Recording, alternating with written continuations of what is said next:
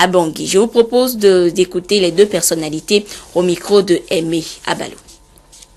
C'est une marque d'amitié et de reconnaissance parce que comme ministre de la Défense, sous l'autorité du président Sarkozy, j'avais suivi l'opération de Côte d'Ivoire et les troupes togolaises avaient été aux côtés des soldats français, des acteurs extrêmement importants, très respectés et reconnus pour leur utilité. Donc j'ai profité du passage du président à Paris pour lui rappeler ce souvenir commun. Et puis alors d'une façon plus actuelle et plus prospective, j'ai vraiment la certitude que les relations entre la France et le Togo doivent être renforcées. Ce n'est pas un problème politique, droite-gauche, en France, c'est vraiment une nécessité absolue parce que vous avez le Togo est un pays extrêmement important dans l'Afrique de l'Ouest.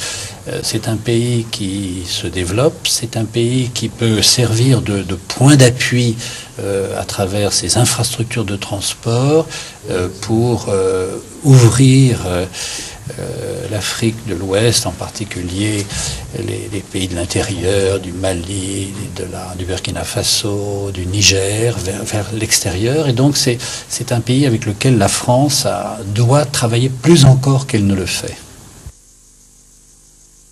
Je suis venu voir le président togolais pour une visite de courtoisie, lui présenter mes civilités, mais surtout pour lui présenter également mes remerciements, parce que lorsqu'il était venu en visite officielle en France, il a plaidé le dossier de la République centrafricaine auprès du président Hollande. Il avait demandé que le président Hollande puisse s'occuper du dossier centrafricain. Et donc il fallait pour moi lui témoigner la gratitude du gouvernement centrafricain et du peuple centrafricain. Voilà les raisons qui ont motivé mon déplacement pour lui rendre cette visite et en même temps profiter de son expérience, parce que le Togo est un pays qui est riche en expérience et j'étais venu justement pour m'enrichir de cette expérience, surtout que mon pays traverse une crise extrêmement aiguë. Mes attentes par rapport au sommet, c'est la mise en œuvre immédiate de la résolution du Conseil de sécurité.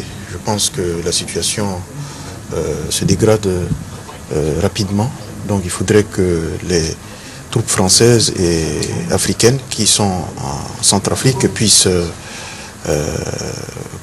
se mettre en branle et puissent sécuriser très rapidement la ville de Bangui où des combats ont eu lieu dans la matinée et où il y a eu de nombreux morts et de nombreux blessés. Je pense que cette situation ne doit pas perdurer pour éviter des pertes en vies humaines.